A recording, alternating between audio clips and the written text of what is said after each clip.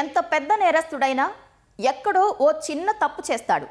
ఎంత పకడ్బందీగా పథకం వేసినా సరే ఖచ్చితంగా ఏదో ఒక చిన్న క్లూ వదిలి వెళ్తాడు. కేసు ఛేదించడంలో ఆ చిన్న ఆధారమే కీలకంగా మారుతుంది. నేరం జరిగిన ప్రాంతంలో పోలీసులు వెతికేది కూడా ఆ చిన్న చిన్న ఆధారాల కోసమే. అలా ఓ చిన్న వేలిగోరు హత్య కేసులో ఎలా కీలకంగా మారింది, నిందితుడి నేర చరిత్రను ఎలా బయటకు తీసిందో ఈ కథనంలో తెలుసుకుందాం.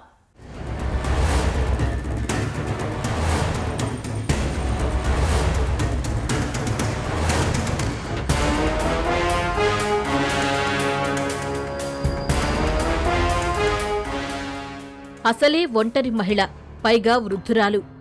ఏం చేసినా వెనక ముందు అడిగేవారెవరూ ఉండరనుకున్నాడు. పగడ్బందీగా ప్లాన్ చేస్తే పోలీసుల నుంచి తప్పించుకోవచ్చని పథకం వేశాడు. ఎలాంటి ఆధారాలు దొరక్కుండా పారిపోవచ్చని ఊహించుకున్నాడు. అన్నీ అనుకున్నట్లే పగడ్బందీగా అమలు చేశాడు. ఎక్కడా తనపై అనుమానం రాకుండా జాగ్రత్తలన్నీ తీసుకున్నాడు. కాని తప్పు ఎక్కడ జరిగిందో తెలియడం లేదు. మోజుపడి పెంచుకున్న వేలి గోరు ఇంత పని చేస్తుందని ఊహించలేదు. అసలు వేలి గోరేంటి, హత్య కేసు నిందితుణ్ణి పట్టించడమేంటని అందరూ ఆశ్చర్యపోతున్నారు. అదే మరి పోలీసుల విచారణ అంటే. వాళ్లు మనసు పెట్టి ఖచ్చితంగా దర్యాప్తు చేశారంటే నేరస్తుడు పాతాళంలో ఉన్నా పట్టుకుంటారనడానికి ఈ కేసు ఓ నిదర్శనం.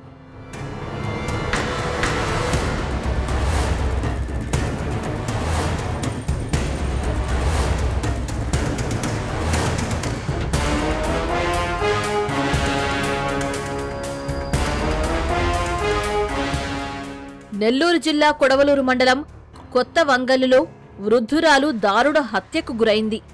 ఉద్యోగరీత్యా కుమారుడు నెల్లూరులో ఉండటంతో కోటేశ్వరమ్మ ఒంటరిగా నివసిస్తోంది. అయితే అర్ధరాత్రి వృద్ధురాలిని హత్య చేసి ఆమె మెడలో ఉన్న 30 గ్రాముల బంగారు గొలుసు దొంగలు దోచుకెళ్లారు. గ్రామంలో సీసీ కెమెరాలు లేకపోవడం, ఎవరిపైనా అనుమానాలు లేవని స్థానికులు, బంధువులు చెప్పడంతో ఈ కేసు ఛేదించడం పోలీసులకు సవాలుగా మారింది. ఎంత శోధించినా నిందితుడు ఎలాంటి ఆధారాలు వదిలి వెళ్లకపోవడంతో పోలీసులకు ఏం చెయ్యాలో పాలుపోలేదు.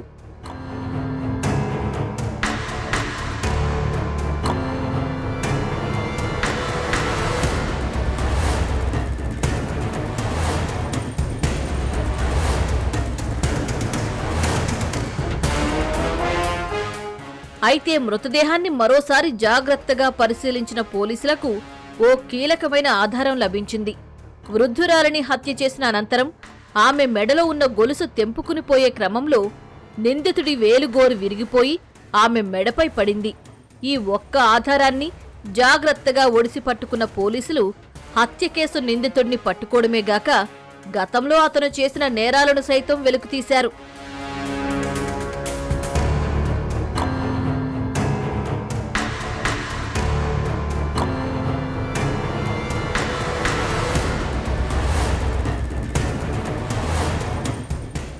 విరిగిపోయిన గోరు ఆధారంగా గ్రామంలో గోళ్లు పెంచే అలవాటు ఎవరెవరికి ఉందని పోలీసులు ఆరా తీశారు.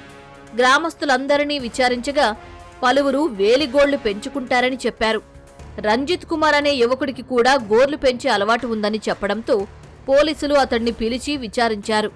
అతని ఎడమచేతి బొటనవేలు, చిటికెనవేలు గోర్లు పెద్దవిగా ఉండగా వాటిల్లో చిటికెనవేలు గోరు విరిగిపోయి ఉండడం గమనించి గట్టిగా నిలదీయడంతో తానే ఈ హత్య చేసినట్లు నేరం అంగీకరించాడు.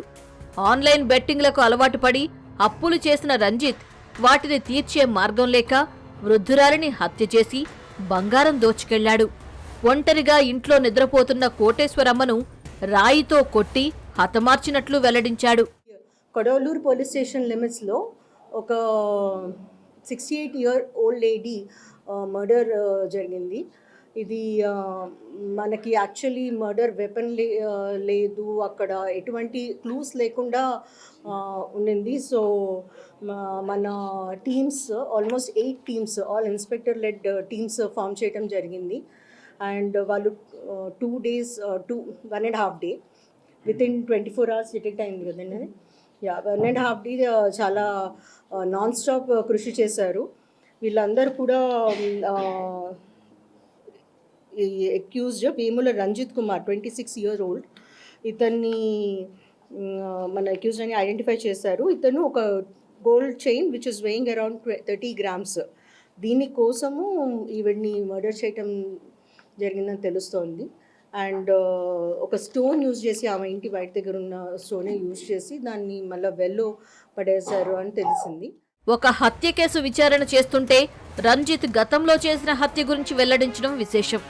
అదే గ్రామంలో 2022 జూన్లో జరిగిన గోలి సుశీలమ్మను సైతం మరో మహిళతో కలిసి హత్య చేసినట్లు రంజిత్ ఒప్పుకున్నాడు.